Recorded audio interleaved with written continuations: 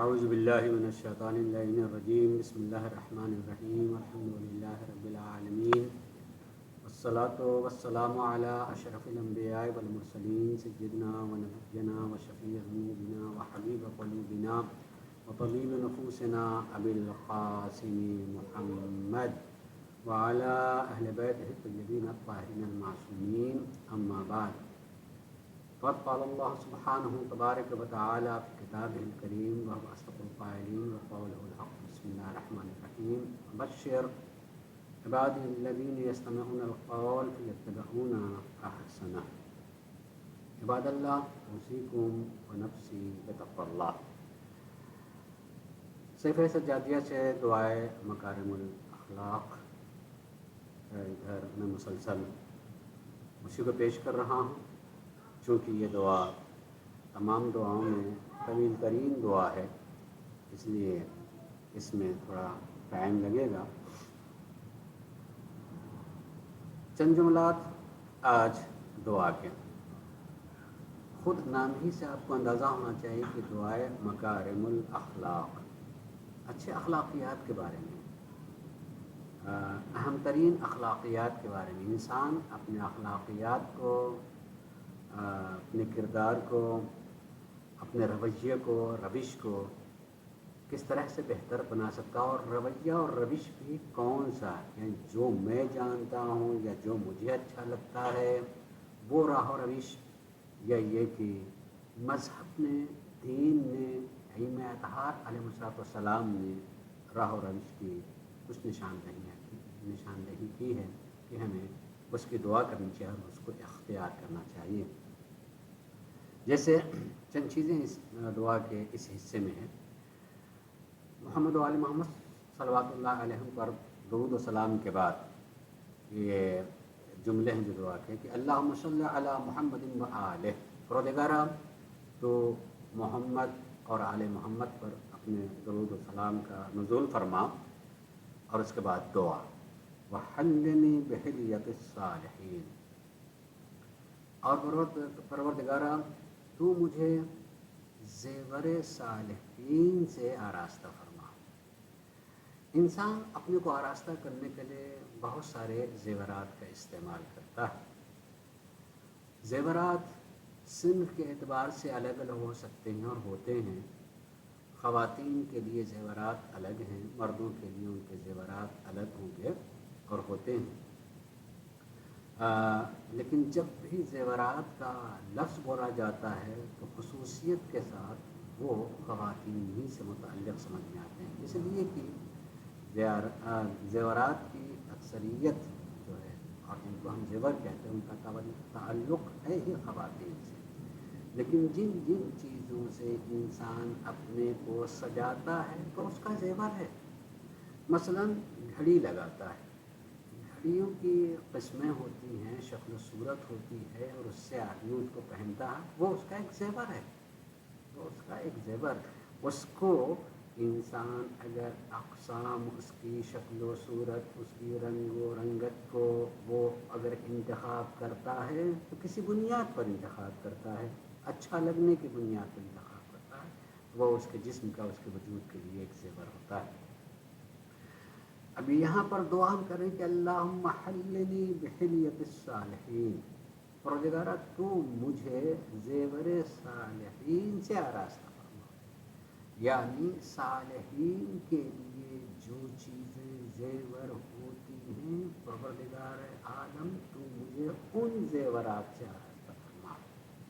صالح یہ خود بھی جاننا اور توجہ کرنا کہ واقعا صالح یعنی کس کو کہیں گے؟ یہ تو ہم اردو میں ترجمہ میں نیک لوگ۔ انسان جس سماج اور معاشرے میں جیتا ہوتا ہے، اس سماج اور معاشرے میں کچھ چیزیں رواج پاتی ہیں، اور اس رواج کی بنیاد پر رواج یافتہ چیزوں کو اچھا یا برا کہا جاتا ہے۔ یعنی اگر وہ پورا سماج اور معاشرے کی اکثریت اس کو برا سمجھتی ہیں تو ہم اس کو برا کہنے لگتے ہیں، اچھا سمجھنے لگتی ہیں تو ہم اس کو اچھا سمجھتے ہیں۔ بہت ساری چیزیں خراب ہیں، اچھی نہیں ہیں، لیکن سماج اس کو ایکسیپٹ کرتا ہے، بلکہ اس کے بغیر جیسے اپنے کو ادھورا سا لگ رہا ہو تو اس کو بہتر سمجھتا ہے. جیسے شادی بیاہ میں بہت سارے رسومات ہوتے ہیں جس کا تعلق مذہب سے نہیں ہے، لیکن سماج کہتا ہے اس کے بغیر کیسے شادی کیسے لگے گی، اور آدمی اس کو کرتا ہے. تو جو چیز کو سماج قبول کر لیتا ہے وہ اس کو اپنے لیے اور یہ سماج کا زیور سمجھتا ہے، اور جس چیز کو نہیں قبول کرتا ہے وہ اس کو اپنے وجود کے لیے زیور نہیں سمجھتا. صالحین کا زیور، لیکن نیک لوگوں کا زیور جیسے ہی بولا جائے گا اچھے ہیں، نیک ہیں، اللہ کے مقرب بندے ہیں، ان کے لیے کیا زیور ہوگا، ایک تصور الگ سے آئے گا. ہر انسان کے جو بھی مذہب سے تعلق رکھتا ہے وہ یقیناً ایک تصور الگ سے آئے گا کہ ان کے لیے واقعی کیا چیزیں اچھی کہی جا سکتی ہیں اور کیا چیزیں ان کے حق میں ہم نہیں جانتے. اس لیے دعا یہ کر دیں گے پروردگار عالم جو صالحین کے لیے واقعاً تیری نگاہ میں زیور ہے انہی زیورات سے مجھے آراستہ فرما دے. وَأَلْبِسْنِي زِینَةَ الْمُتَّقِین، اور پروردگارہ لباس جو مجھے ملے وہ لباس جو متقین کے لیے زینت ہو.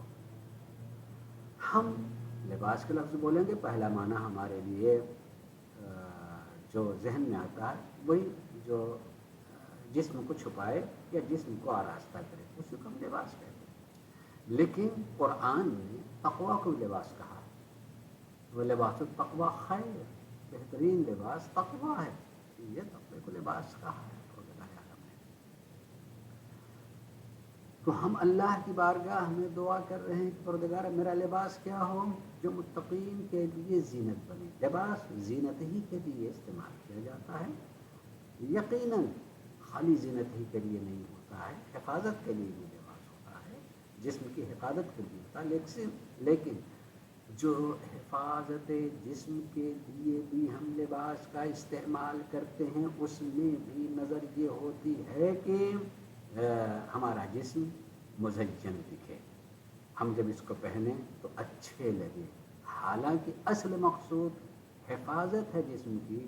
سردی کا زمانہ آ گیا، ہم سردی سے اپنے جسم کو بچانے کے لیے لباس کا استعمال کرتے ہیں، لیکن اس لباس کے استعمال میں یہ کس طرح کا بنا ہوا ہے، کس رنگ کا ہے، اس میں کس طرح کے نقش و نگار ہیں، ان سب چیز کا ہم چناؤ کرتے ہیں، اس کو ان کا انتخاب کرتے ہیں. کہے کے لیے تاکہ جسم پر وہ اچھا لگے، پہنے تو لوگوں کی نگاہ اس کی طرف متوجہ ہو یا کم سے کم اچھا لگ رہا ہے. تو یہ زینت بنتا ہے. ہم اللہ کی بارگاہ میں دعا کرنے پروردگار ہمارا لباس وہ لباس جو متقین کے لیے زینت ہو، متقی لوگوں کے لیے زینت بنے، وہ لباس پروردگارہ مجھے پہنا.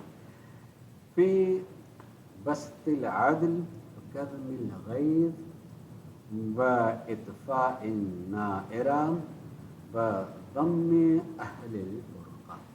اب متقین کے لیے زینت کیا کیا چیزیں ہیں ان کا ذکر کیا ہے.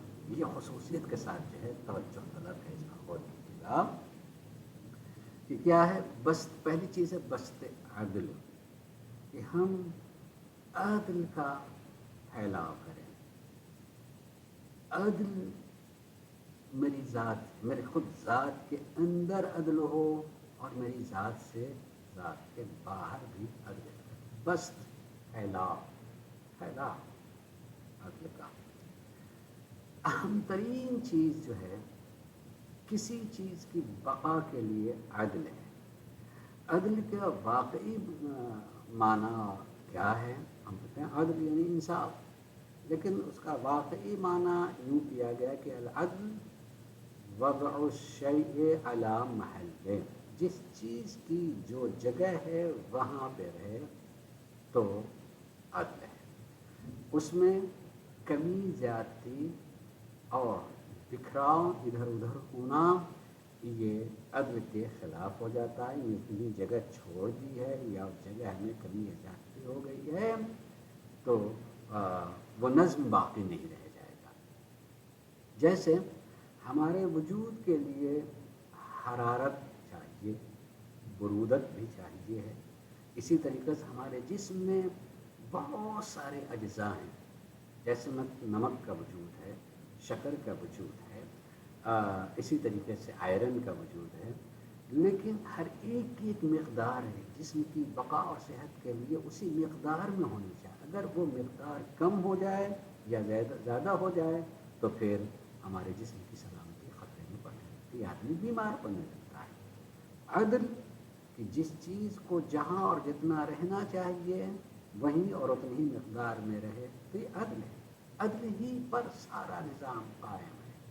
اس عدل میں جہاں کہیں سے بھی بکھراؤ آتا ہے، کمی زیادتی ہوتی ہے، جگہ بدل دی جاتی ہے، تو پھر وہ نظم باقی نہیں رہ جاتا ہے۔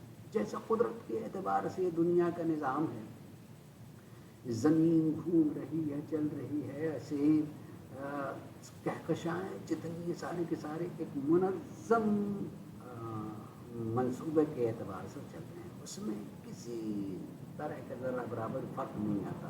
اگر فرق آ جائے تو فرق آنے کے بعد سارا نظام کائنات جو ہے درہم برہم ہو جائے گا۔ وہ اپنی اسی نظام کے تحت جو کہ بنانے والے نے جس نظام پر اس کو معین کر دیا اسی نظام پر چل رہا ہے، ویسے ہی ہمارے یہاں بھی ہم اسی دنیا میں بہت ساری چیزیں کرنے لگتے ہیں، ہمارے کرنے کی وجہ سے نظام میں خلل پڑتا ہے۔ جیسے ہماری زمین کو ایک دائرہ اوزون ہے، اوزون بھی بہرحال ایک دائرہ، ہر قسم کی چیز کی حفاظت کے لیے ہم اگر اسی دنیا میں اسی زمین پر کچھ زیادہ ایسی چیزیں کرنے لگیں جو اوزون کو نقصان پہنچائے اور اس کی اس حد کو جو ہے خراب کرنے لگے، تو یہ موسمیات میں تبدیلیاں آنا شروع ہو جاتی ہیں، مگر یہ ہمارے کرنے کی وجہ سے ہوتی ہے۔ قدرت نے تو اپنے نظام کے اعتبار سے بنا وہ رہے گا، لیکن ہم کر رہے ہوتے ہیں تو وہ جس چیز کو جہاں اور جس طرح سے اور جس مقدار میں رہنا چاہیے اس میں کمی زیادتی ہونے لگتی ہے، لہذا نظام دنیا درہم برہم ہونے لگتا ہے۔ عدل پر ہر چیز، یعنی جس چیز کو جہاں پر ہونا چاہیے اور جس طرح سے ہونا چاہیے ویسے ہی رہے تو عدل باقی رہے گا۔ اگر ویسا نہیں رہا تو یقیناً نظام میں خلل پڑ جائے گا۔ اس لیے ہم نے پہلی چیز اللہ کی بارگاہ میں زینت متقین کے لیے جو ذکر کیا معصوم نے ہمارے لیے، وہ ہے بست عدل۔ عدل کا پھیلاؤ، عدل ہر طرف عدل دکھائی دے، اور عدل جس چیز کو جہاں پر رکھنا چاہیے ہونا چاہیے اس میں ہم کوئی خلل نہ ڈال سکیں۔ وَكَظْمِ الْغَيْظِ، دوسری چیز ہے غیظ و غضب کا، غصے کا پی لینا۔ یہ دیکھیے غصہ اپنے وجود کے اعتبار سے کوئی غلط چیز نہیں ہے، غصہ ہونا چاہیے، اس کی کیفیت میں یعنی اس میں وہی عدل باقی نہیں رہتا ہے، جتنا اور جس طرح سے ہونا چاہیے ویسے نہ رہے، جہاں پہ غصہ ہونا چاہیے وہاں پہ نہ ہو تو یقیناً پہ نظام درہم برہم ہو جاتا ہے۔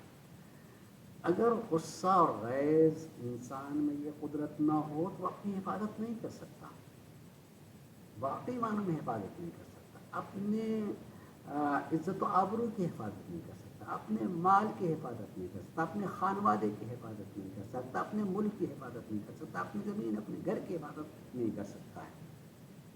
غصہ ایک قدرت ہے اور وہ ہونی چاہیے تاکہ انسان اس قدرت سے، اس قوت کی وجہ سے اپنی حفاظت کر سکے۔ یہ حفاظت ہمارے نظام میں ہے، لیکن اسی میں اس غصے میں جہاں اور جتنا اور جس طرح کا غصہ ہونا چاہیے اس میں خلل پڑ جائے اور اس پر قابو نہیں کر سکے انسان تو اسے غلط اس غصے کو پینے کے لیے اور ضبط کرنے کا حکم دیا گیا ہے۔ لہٰذا یہ قدم غیظ کہ جہاں ضرورت نہ ہو غصے کی وہاں ہم غصہ نہ کر سکیں۔ وَإِطْفَاءِ النَّائِرَةِ، ہم میں جو جلن، جس کو ہم آج کے زبان میں جلسی کہتے ہیں، یہ بھی ایک طریقے سے انسان اسی کی آگ میں خود جلتا رہتا ہے۔ حسد ہو، غیبت ہو، جتنی برائیاں ہیں، جلن ہو، یہ اس کی آگ میں انسان خود ہی جل رہا ہوتا ہے اور اپنے ہی نقصان پہنچا رہا ہوتا ہے، اس کو بجھانے کی ضرورت ہے۔ اور یہ سب جو ہے متقین کی زینت کا نام ہے اگر یہ ساری چیزیں ہم حاصل کر لیں۔ وَضَمِّ أَهْلِ الْفُرْقَةِ، جو لوگ ایک دوسرے سے جدا ہو گئے ہیں، بھائی بھائی سے جدا ہو گیا، بھائی بہن سے الگ ہو گیا ہے، پڑوسی پڑوسی سے جو نہیں بولتا ہے، فلاں فلاں سے جو کم سے کم ہم اس کو ملانے کی توفیق، یہ زینت متقین ہے کہ جن میں جہاں کہیں بھی اس طرح کے لوگ دکھائی دیں وہ ان کو ان کی جدائی کو ختم کرا کر کے اکٹھا لا سکے، ان کو اکٹھا کر سکے۔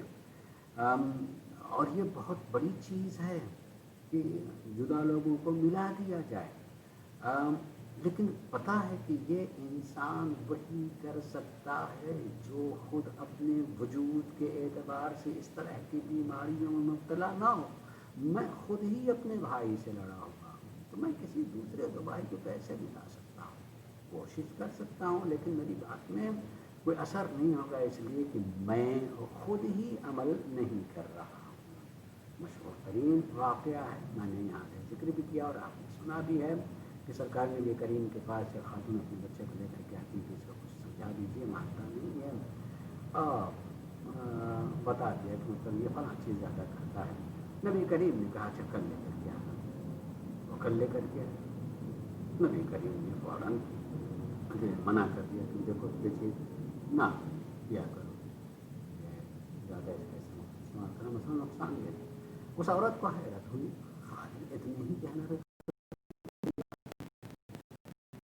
کو بلایا، نبی کریم فرمایا کل اس لیے نہیں کہا کہ اسی وقت میں نے وہ چیز خود استعمال کی تھی، میٹھا سے منع کرنا تھا، میں نے میٹھا استعمال کیا تھا، اس لیے میں نے ٹائم نکالا۔ بعد میں اثر کے لیے ضروری چیز ہے کہ جس چیز سے ہم منع کر رہے ہیں یا کرنے کو کہہ رہے ہیں اس عمل کا تعلق میرے اندر پایا جاتا ہو۔ اگر منع کر رہے ہیں تو میں نے وہ کام نہ کیا ہو یا نہ کر رہا ہوں، اور کرنے کا حکم دیا تو کم سے کم میں نے وہ کیا ہے اور کرتا رہتا ہوں تو میری زبان میں اثر ہوگا، اللہ تبارک و تعالیٰ اس میں اثر دے گا۔ وضم اہل الفرقہ و اصلاح ذات البین، اختلاف کسی میں ہو گیا ہے، اختلاف ہو گیا ہے، جھگڑا ہو گیا ہے تو ان دونوں کو ملا دیں۔ ایک جدائی ہونا جھگڑے کا نتیجہ ہے، ایک اختلاف ہے کہ ابھی جدائی نہیں ہے مگر اختلاف ہے، اس اختلاف کو ختم کرنا یہ بھی عبادت ہے۔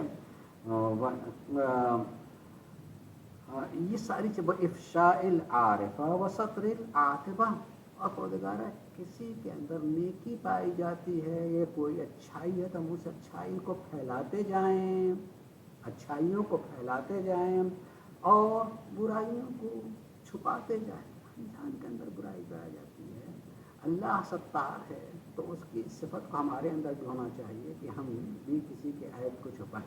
چھپانے کا مطلب یہ نہیں ہوتا ہے کہ اس کو بڑھاوا دینا، بڑھاوا نہیں دینا، چھپانے کا مطلب کہ اس کو ذلیل نہ کرے۔ بھائی میں جانتا ہوں چپکے سے اس کی نصیحت کر سکتے ہیں مگر اس کو ذلیل کرنے سے ہر جگہ بیان کرنا نہیں، اس کو چھپانا چاہیے۔ اللہ تبارک و تعالی ہم سب کو اس بات کی توفیق عطا فرمائے کہ ہم مکارم اخلاق کو سمجھیں، جانیں اور اپنے وجود میں اس چیز کو لانے کی کوشش کریں تاکہ ہم اللہ کی نگاہ میں اچھے انسان بن سکیں۔ وآخر دعوانا الحمد